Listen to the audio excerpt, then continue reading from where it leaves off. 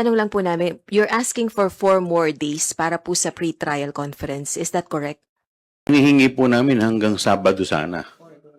4 days. So, kasi we understand na hanggang Wednesday lamang, hanggang Thursday lamang ang opisina ng Senado. So, sana mapagbigyan kami na pati Biyernes at saka Sabado ay maisama po nila.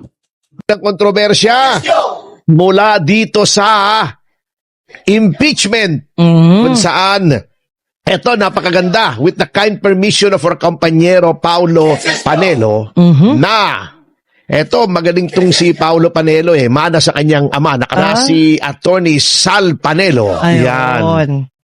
Siya ay nag-guest sa isang podcast ng Daily Tribune. Isang pahayagan kung saan ako sumusulat at tinalakay niya po, napakaganda ng kanyang pagtalakay doon sa mga issue tungkol sa mga ibinabatong paratang laban kay Vice President Sara Duterte. Yan. At ang isa sa mga napakaklaro niyang tinalakay ay yung usapin ng unexplained wealth di umano.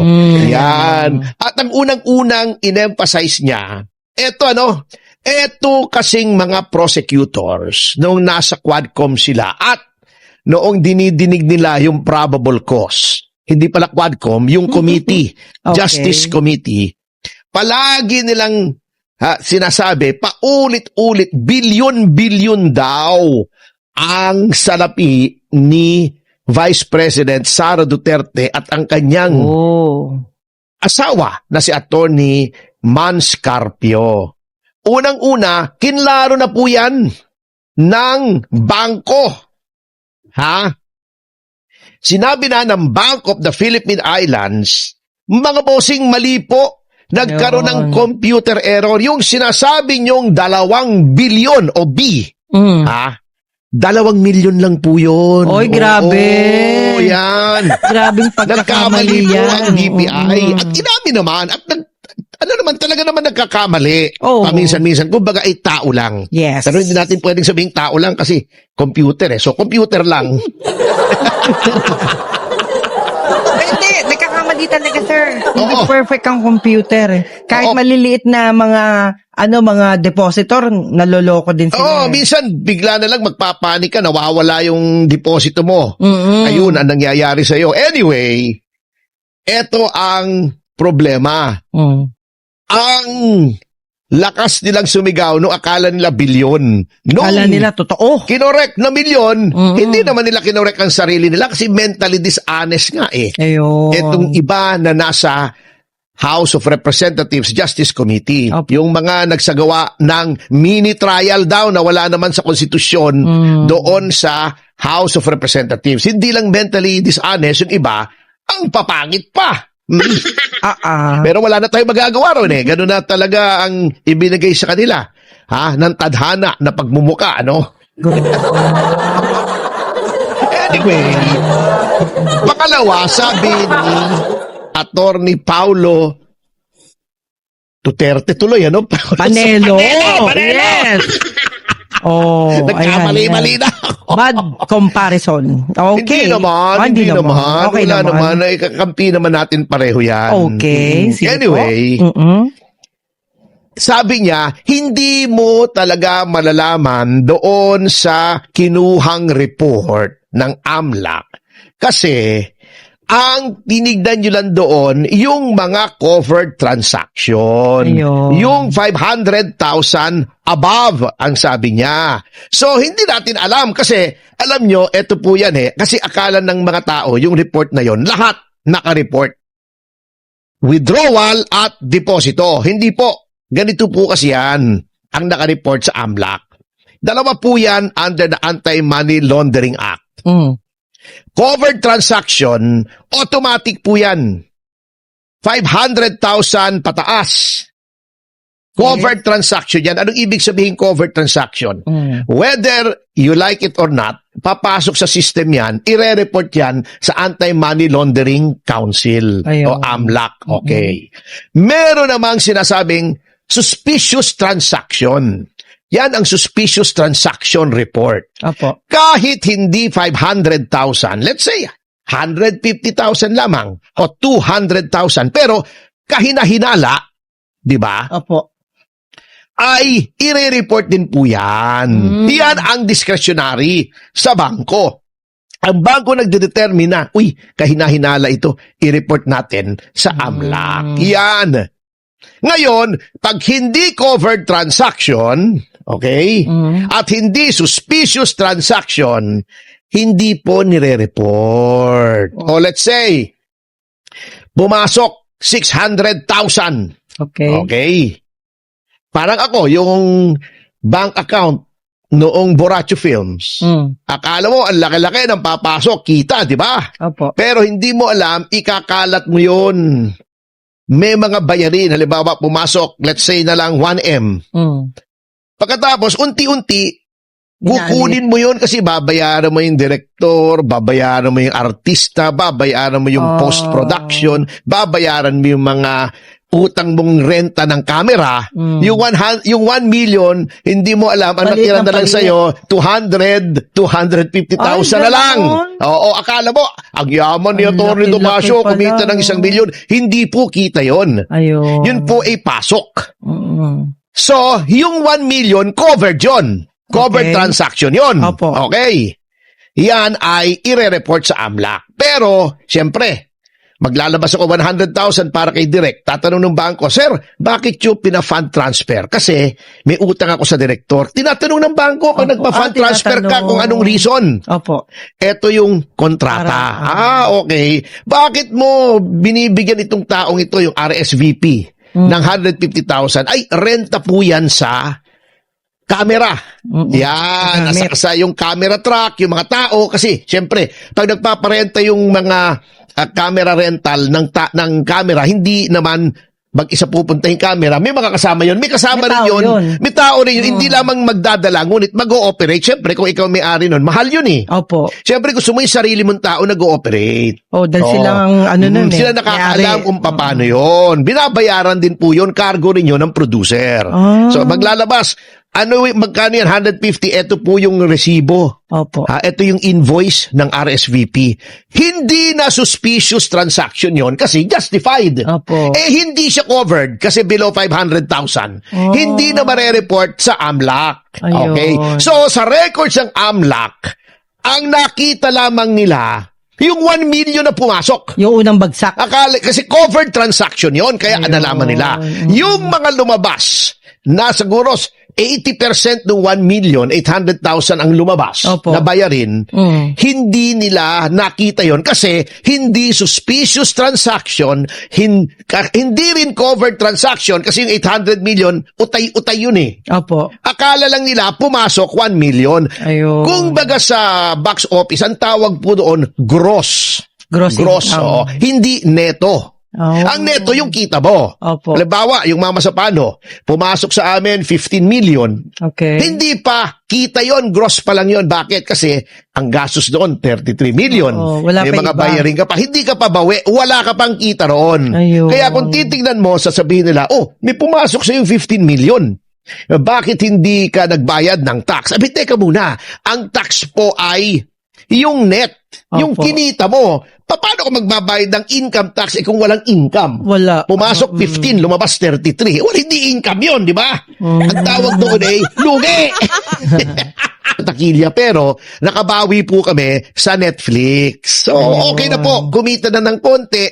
Tayo naman ay hindi naghahangad ng malaking kita sa pelikula. Ang importante yung Mama Sapano ay naririyan yan at ako ang Borracho Films ang may-ari ng rights niyan for 50 years. Opo. At makabuluhang pelikula yan sapagkat dyan inilalatag yung kabayanihan ng 44 na napatay sa Mama Sapano Sa at shock. yung kapabayaan ng pamahalaan ni Pangulong Aquino. Yan. Yun. Yun po ang importante sa akin, hindi yung kita. Kasi ang mga tao ngayon, ang mentalidad nila laging pera. Kaya nga nagkakandaloko-loko tayo eh.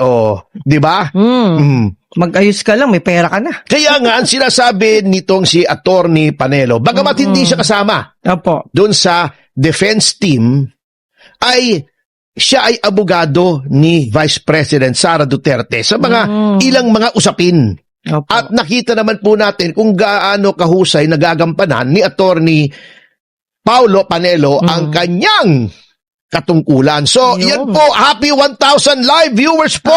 Maraming salamat po thank you. sa inyong lahat. Oo. Ayan. Alam nyo, yan ang sinasabi ko kasi, huwag kayong magpapaniwala doon sa ibang mga house prosecutors na kaya ganito, ganon, nagja-jump to conclusion. Siyempre, ang ginagawa po kasi nitong mga house prosecutors, sad to say, ay yung playbook o yung ginawa nila na nagawa nila dati kay Chief Justice Corona, na pinalabas sila ang daming kinita ng tao. Hindi naman ganon, labas-pasok eh. Halimbawa, nagpasok ako ng, pumasok 500, lumabas 300. Bawas na. Bawas na. Kung 500 ang pumasok, 200 pero na lang. Oo, kung 500 ang pumasok, unti-unti. Oo. Ang nilabas ko, 6 na 100,000. Di, negative 100 pa yung Negative, yung cash flow ko, abonado pa. di ba? Hindi po kasi yung report na yon ang accurate na report. Ayun. Ngayon, yung tungkol dun sa sinasabi nilang bantang pagpatay sa Pangulo, tignan niyo yung konteksto, ha? In-explain na po yan eh. Isang araw i-explain natin yan. Komplikado yan. Oo. Yung threats. Di ba sabi niya, pag may nangyari sa kanya, ganito. Meron ba namang banta conditional. sasabihin. Oo. Kengkoy naman eh. Oo. Ngunit, Parang blatter yan, attorney, di ba? Oo. Halimbawa, merong ano sa'yo, nanakot sa'yo. Binlatter mo para alam nila kung sinong titira sa'yo. Oo, yes. Oo, maaring ganun yun. Pwede yun. Protection yun. Pwede yun. Kaya nga, titignan yung konteksto. Opo. Di ba? Mm. Hindi mo alam kung paano eh, di ba? Opo, yun. Kaya nga, eto, si Attorney Panelo ay nananalig na kapag nakita ng mga senators, judges, yung ebidensya ay mapapawalang sala si Vice President Sara Duterte. At alam yan ng prosecution na mahina ang kanilang kaso. Bakit ko nasabi yan? Hindi to haka-haka ha? Bakit po? Hindi to haka-haka burn in love. Yan na! Haka-haka burn in love. Alam niyo yun? Elvis Presley yun. Elvis Presley yun. Okay. Ito po kasi ay unang-una, number one. Okay. Unang-una na, number one pa. No? Yung translation eh. No? Ayos yun na. Okay. Oh, happy 1.1K live viewers! Thank Maraming you! salamat, mga Thank you, kasama. guys! Oo, anyway, mabalik tayo rin sa topic. Bakit? Unang-una, humingi sila ng karapatan Opo. o privilege na magbigay ng mga surprise witnesses. Oh. Ibig sabihin, ang surprise witnesses to na hindi nakatala doon sa pre-trial brief nila. Kasi ang pre-trial, sasabihin mo, sino-sino bang witnesses mo? That is to prevent surprise doon sa other party. Pero sabi nila, baka makahanap pa kami ng witness o witnesses. Ayun. Habang naghihiring. Anong konklusyon? Hanggang ngayon, naghahanap pa kayo ng ebidensya. O, di ba? Hanggang ngayon, hindi pa kayo sigurado. Wala. Hindi pa tapos. Number 2, yung sinasabi ni De Lima. Yung magandang babae. Opo. Oo, ha? Na gusto nyo bumalik at magpasampi na pa ng mga dokumento. Tapos na nga. Ang haba-haba na nga yung mini-trial nyo na wala naman sa batas. Ngayon, babalik ka. Magpapasampi na ka na naman. Tapos na po. Ha? Madam De Lima, kahit itanong nyo pa kay Jonel, tapos na yung oras para kayo ay magsampi na. Final nyo na eh. Ngayon pa ba kayo magsasampi na? Ano ba naman yan? Wala nang katapusan yan. Kung gusto nyo, iurong nyo, magpa-impeach ulit kayo. Hindi nyo naman kaya. Kasi panibagong diskartihan na naman yan. Panibagong maleta na naman yan, ha? Di ba? Kaya ayaw na ayaw niya. It's now or never dito eh. Bukod sa wala na kayong oras, magti-2028 na. Opo. Wala na, ubos na. Yung pang-diskarte, ha? Kung alam nyo, ibig naming sabihin. Okay. Yun ang mga indikasyon. Na talagang wala na sa hulog yung gustong mangyari ng mga prosecutors. Bukod sa wala rin sa hulog ang pagmumukha ng iba sa kanila. Ano ba yan? Mukhang nahulog nga eh. Ala. Mukhang nahulog Ay, siya. at nauna yung muka nung iba. Hindi ko nasasabihin, hindi ko sinasabing sinuwistro, ha? Wala akong sinasabing gano'n, ha? Wala. Hindi ko sinasabing si Kapundan, ha? Wala akong sinasabing yun, ha? Kayo, ha? Hindi ko sinasabing si Dilima, ha? Wala akong sinasabing si Dilima yun, ha? Wala. Baka magalit na naman kayo sa akin. Yun ang problema. Mahina ang ebidensya. Kaya, Manang Juvie, alam mo kung anong pinipilit nilang gawin. Ano po? Pinipilit nila na dahil daw nakakulong si Jinggoy Estrada at dahil daw nagtatago si Senator De La Rosa, yung 16 daw na nakalagay sa saligang batas, hindi na daw 16 yun, 15 na. Baka pwede pa daw 14. Yung Grabe. 2/3. Yan ang dinidiskarte nila at yan ang bine-brainwash nila ang mga taong bayan sa pamamagitan ng mga propagandist nila na mga abogado daw pero bias naman, pinipilipit mga barkada yan ni paring Ben Dalo, na pinipilipit yung nakalagay sa ating saligang batas para masunod yung kanilang kagustuhan sapagkat alam nila na mahihirapan sila sa pagkuha ng 16 votes. Hindi lamang dahil popular si Vice President Sara Duterte, kundi dahil napakanipis ng ebidensya. Kung anong kapal ng pagmumuka ng ilang mga House prosecutors, yun din ang nipis ng ebidensya. Bomalabs Yun ang yan, mabigat. bomalabs. Oo. Kaya pinipilit nila. Ngunit, tama po ba? Pag-aralan natin Sige po. ang konstitusyon, nakalagay sa konstitusyon, unang-una, hindi ko nalalagay yung mga article, chuchu-chuchu, hindi naman po tayo nagle-lecture ng batas dito. Opo, Baka mabagot kayo sa akin. Unang-una, anong nakalagay sa konstitusyon? Sa Article 6. Sabi ko, hindi ako magsisitas, nagsitas Tapos din. nagsitas Hindi ka pa rin. napigil. Okay. Ang Senado ay binubuo ng 24 na miyembro. Miyembro! Yes. Okay. Ayon sa batas, sino-sinong miyembro ng Senado? Yung 12 na na-elect 3 years ago, di ba? Kasi 6 years ang term. Opo. Pinakamaraming boto, pinakamaraming boto at dideklara ng COMELEC, members yun, so 12. Yes. After 3 years, meron na namang ihahalal na 12. Dineklara ng COMELEC, 24. Okay. Kalahati niya nagpapalit every 3 years. Yan ang disenyo okay. ng ating konstitusyon. Ayun, maliwanag yun. Maliwanag. Okay. Anong nakalagay sa yung Articles of Accountability, on Accountability, Article 11, kung hindi Okay. ako nagkakamali, ang isang impeachable official ay mako-convict lamang. I-distinguish nga pala natin, kasi sabi nila, hindi may impeach. Opo. Na-impeach na si Vice President Sara Duterte. Yun pong pag-transmit ng House sa Senado ng Articles of Impeachment after finding probable cause, kahit gaano kasarsuela yung ginagawa nila roon, ay impeach na po si Vice President Sara Duterte. Okay. Ang kailangan ay ma-convict siya.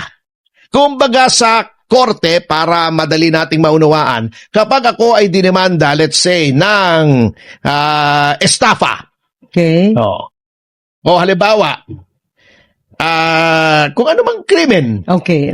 at sabi ng piskal, may probable cause, isasampay information sa court, akusado na ako, pero hindi pa ako convicted, lilitisin pa. Ito Opo. yung paglilitis ng Senado sitting as an impeachment court. Okay? Ayun. Sabi ng konstitusyon, ang conviction ay all the members of the Senate. Okay. All the members!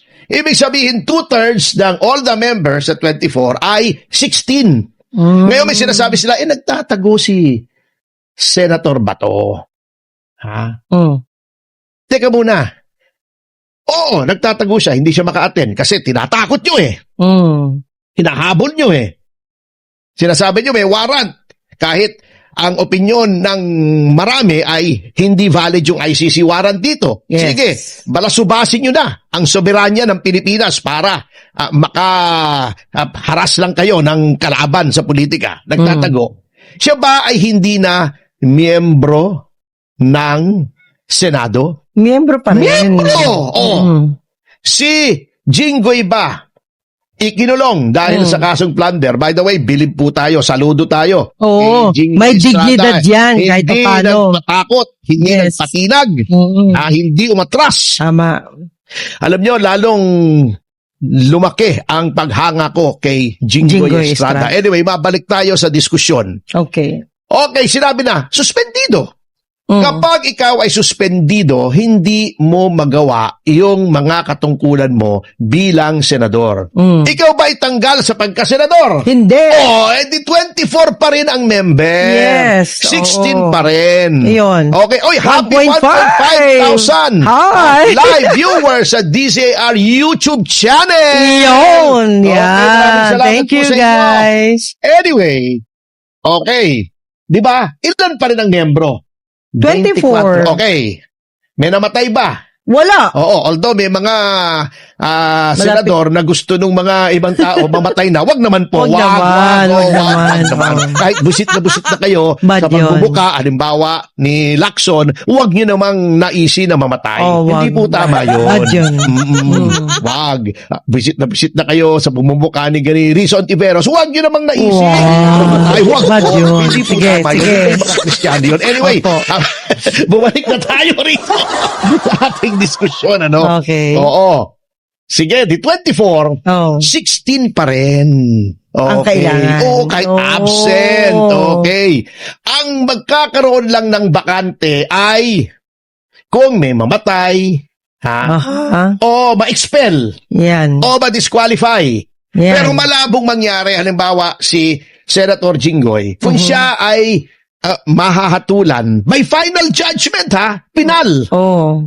ng plunder, ang isa sa mga parusa roon, auxiliary penalties, ay disqualification, permanent absolute disqualification from holding public office. Ayun lang. Pero, kailan po mangyayari yon? Next election. Hindi pa. Hindi pa.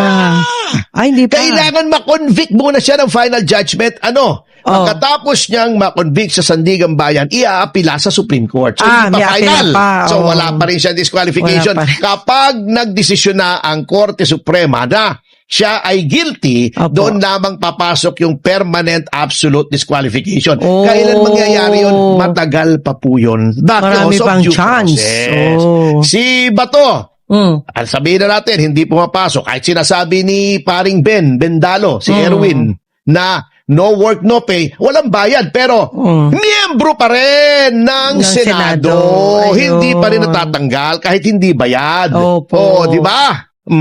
Parang tayo. Buhay pa. Broadcaster tayo rito. Wala tayong bayad. Pero, Opo. broadcaster pa rin tayo. Di ba? Yo. Hindi matatanggal yung ating Posisyon. yung ating posisyon. Ganun po yun. Yan. Ngayon, kung sasabihin yung fugitive, etc., chuchu-chuchu, dapat i-expel nyo muna. At ang I-convict makakapag-expel, muna. hindi, other than conviction. Okay. Gusto nyo i-expel. Aha. Yung Committee on Ethics ang maghihiring kung may ground for expulsion. Oh. Ire-report noong Committee on Ethics sa plenary Opo. ng Senado at yung majority pa rin ng Senado ang mag-expel. Proseso pa rin yan. So sa ngayon, ilan ang miyembro ng Senado? 24 pa rin. Walang bakante, walang in-expel, walang namatay, walang nag-resign. Yan. At kung meron bang mamatay, meron ba mag-resign? No. Anong rule? Wala pa eh. Wala. Until Kahit proven. mag-research, ako nasira na yung ulo ko eh. Sabay, dati nang sira ang ulo ko. Ay, grabe Hindi naman. Oo, naghanap ako ng president kung sa hindi yung quorum ipag-uusapan yung quorum. Yung sasabihin lang Avellino versus Cuenco na naman. Hindi po binding, hindi po president yung Avellino versus Cuenco sa dami ng boto na kailangan for impeachment. Quorum po pinag-usapan doon. Okay. Ang desisyon ng Korte Suprema ay limitado doon sa facts ng case. Ganun Hindi lang. pwedeng iba yung facts, iyon din ang ruling. Oo. Law of the case ang tawag doon.